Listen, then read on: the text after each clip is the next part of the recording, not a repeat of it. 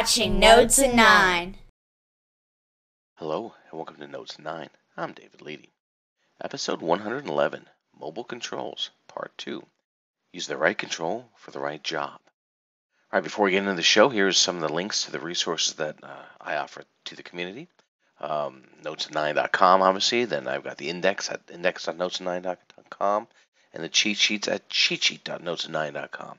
And I actually did a little mind map of all the, or at least most of the episodes a little while back, so I guess I should add that to this slide, so I'll try and do that for the next show. Additionally, in the community, we've got XPages.info and OpenNTF. Collaboration today for news, getting more and more questions asked and answered in Stack Overflow. There's that Google Plus community, and you've got XPages 101, TLCC, and many of my contributors are also business partners and would be happily able to help you and start a relationship with you and try to find a win-win for them. So if you need additional XPages resources, you can start with any of my contributors pretty much. Okay, this is another mobile show in this Mobile Madness event I'm trying to do. And today we're going to have Peter Presnell come back on. He was on last episode and he's back today for the second in a three-part series on mobile development. Now he introduces himself, so let me just take a half a second to talk about Red Pill development. It's made up of some really high-end guys with Peter and Nathan and Keith Strickland, and then they do a lot of good stuff. And I mean, they're serious code slingers. So if you have needs, that they might be able to meet them for you.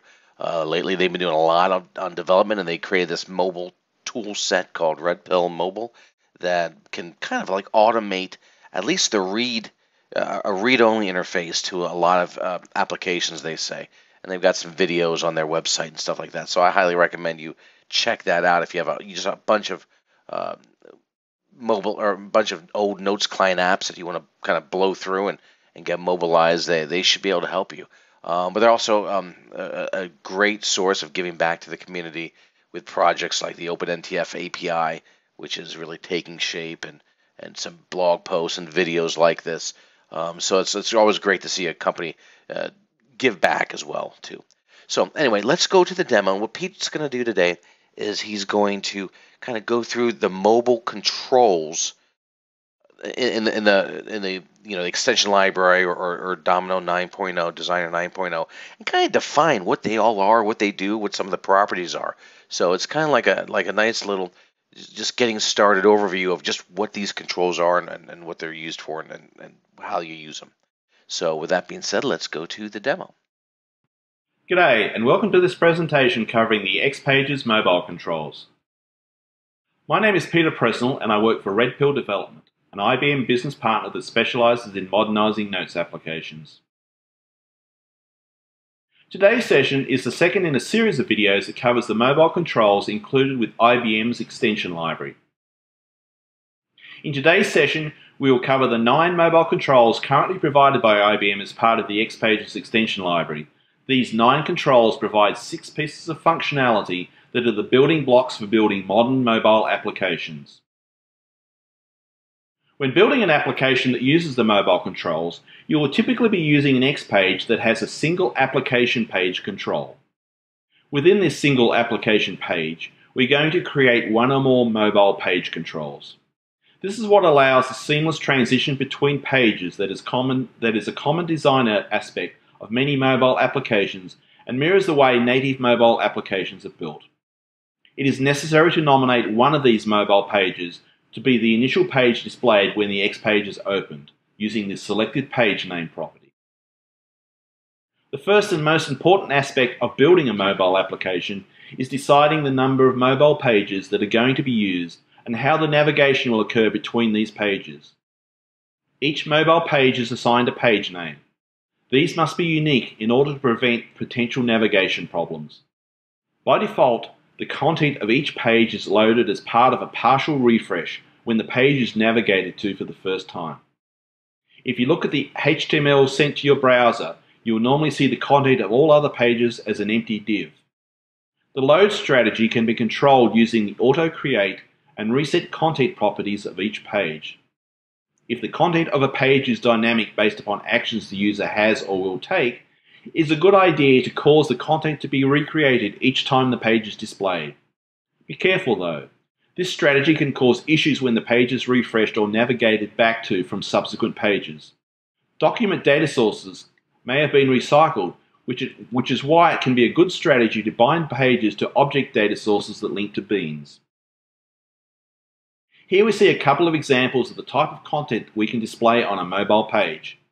XPages Mobile applications will typically use a mobile page to display a navigation outline, a list of documents in a view, or the content of a specific document.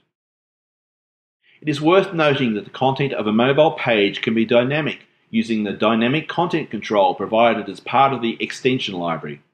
The value of the XPage or custom control to be displayed is based upon the context of the application. Yes, computed subforms, the favorite of Notes client developers, is available to mobile application developers, allowing some pretty cool things to be built into mobile applications. The following is an example of the code used to define the single-page application used in this presentation. Note the use of custom controls. This allows the code to be modularized and goes a long way to help make the mobile application design a lot easier to be understood and maintained. Having designed the structure of our mobile application using the single application page and the mobile page controls, we can start to put content on each of our pages. The heading is a vital component that is almost always present on each page. It allows us to communicate the purpose of the page via a title, as well as to provide the standard back navigation button used by most mobile applications. It is only possible to have one page heading per page. If you attempt to define more than one, the last one defined is the one that is used. The label property defines the text to appear in the heading, while the back property is used to define the text for a back button. The Move To property is used to define the mobile page to navigate to when the back button is pressed. The type of transition can be defined for the back button. A facet called the Action Facet is used to populate one or more additional actions on the right of the heading. Note that an on-show event was available in beta, but was removed in the official non-open NTF version that was eventually released as part of 8.5.3 UpdatePack 1.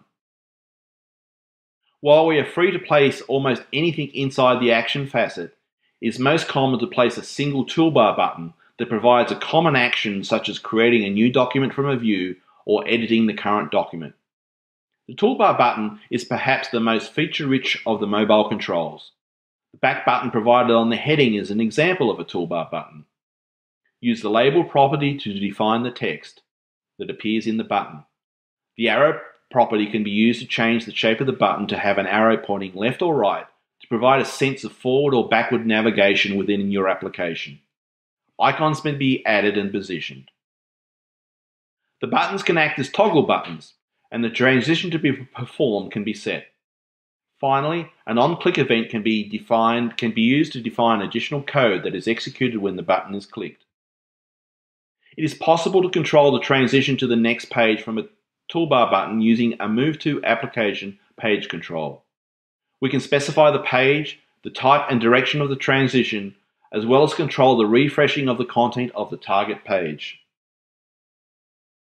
The following is an example of a page heading with each of the components being used. The back button appears on the left, the heading title in the center. Two toolbar buttons have been added to the action facet on the right. Note that the selected button is highlighted in a different color. Here we see the code that was used to generate the previous example. The next element we're going to cover is the rounded list. This control places a rectangle with rounded corners onto our mobile page. This typically acts as a container for related content. Within our rounded list, we add a series of static line items. Label defines the text to be displayed. By default, this is displayed on the left. Additional text can be placed to the right using right text. It's also possible to add an icon. The Move To defines the mobile page that we transition to when the item is selected. Here we see examples of two rounded lists in which we have added list items. Icons and right text have been included. The right arrow icon on the far right of each list item denotes that a page has been defined for this item that will be navigated to when the item is selected.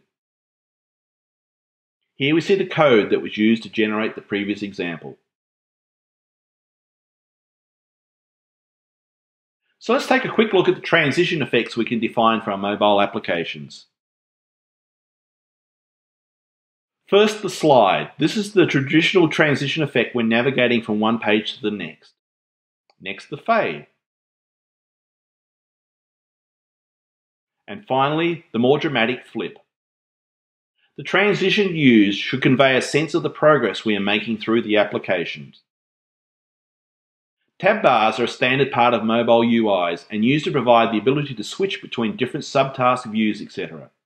A segmented action bar can also be created using this control by setting the var type property to segmented control. Tab bar buttons are similar to toolbar buttons, but do not support as many properties. By convention, icons do not display in segmented controls for iOS devices. The on-click event is used to control the action to be executed when the button is clicked. Here we see examples of the various types of tab bars. The first two are segmented tab bars, with and without icons. The third is the traditional tab bar. You can see the different styling used by default for the traditional and segmented tab bars. Here is the code used to generate the previous example. The UI conventions for tab bars is to place them at the bottom of the screen. Unfortunately, the current XPages tab bar does not appear at the bottom of the page without applying some CSS similar to the following. By convention, radio buttons and checkboxes are rarely used in mobile applications. Instead, a toggle switch is used to denote an on-off state. We can bind the toggle switch to a value, as well as nominate text to be displayed when the switch is in the on or off position. Here we see examples of toggle switches. And here we see part of the code that was used for the previous example. That concludes our coverage of XPages Mobile controls. Together they provide a very quick way to build modern-looking mobile interfaces for your XPage applications. In the next few sessions of this series, we'll cover some of the other extension library controls that we can use in conjunction with these mobile controls to generate some pretty powerful applications. And that's the demo. I thank Peter for coming on, and I have one more show ready for him to go, hopefully tomorrow. And if you have any questions for me, here's my contact information, and I thank you for your time.